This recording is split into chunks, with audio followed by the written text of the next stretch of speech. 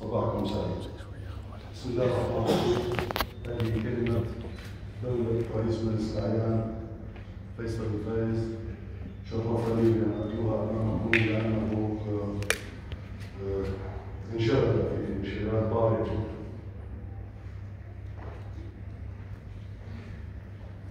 والصلاة والسلام على سيد المرسلين محمد النبي العظيم الأشرف. طلبة الأعزاء، الحضور الكريم، السلام عليكم ورحمة الله. بداية أقدم بمؤسسة الإنسان للقائمين على أعداد الرفقة النووية والغرف العرب في الجامعة العلمية، وأهلا وسهلا بكافة الأشقاء من بلدكم الثاني هنا. وأنا أؤيد فكرة الأمين عام اتحاد الجامعات العربية بأن يكون هذا الملتقى سنويا. ونبدأ في المغرب، أنا شفت لأنه هنا ممثلة السفارة المغربية، فليكن الملتقى القادم في المغرب أو في مصر حيث يتواجد طلبة. طلبتنا الأعزاء، أنتم مستقبل أمتنا وعنوان عزتها وتقدمها، والأمل بكم كبير للنهوض بواقعها الراهن نحو غد أكثر إشراقا واستقرارا.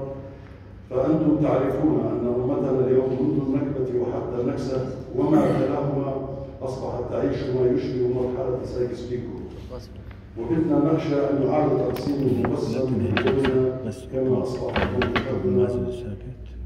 ساحات للصراعات الدولية والإقليمية الكل يبحث فيها عن مصالحه، ونحن كأمة عربية نعيش اليوم واقعا مريرا ومؤلما عنوان الفشل في تشكيل أي مشروع وحدوي.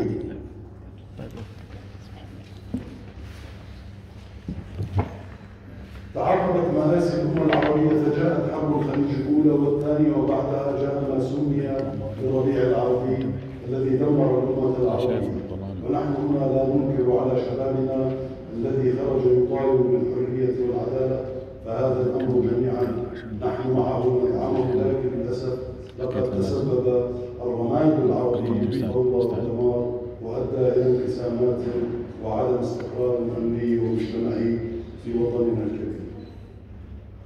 الطلبة الأعزاء، طلبة طبعا مذكر ومؤنث الشيء، إن الخلاص من واقعنا الراهن يحتاج إلى جهود صادقة أنتم سبيلها وعنوانها.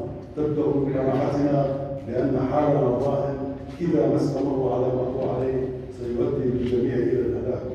لذا على الجميع تحمل المسؤولية والعمل على إيجاد المعالجات الحقيقية لهذا الواقع المؤسف، والعمل على بلورة موقف عربي موحد يكون له دور في تقرير مستقبل المنطقة، وكف يد الدول الإقليمية وغيرها من العبث بها والتدخل في شؤونها، موقفا يكون له قدرة التصدي لأي محاولات تقسيم جديدة ويعيد الأمل لهذه الأمة من امتلاك الأراضي السياسية. والمطلوب أيضا سرعة وجد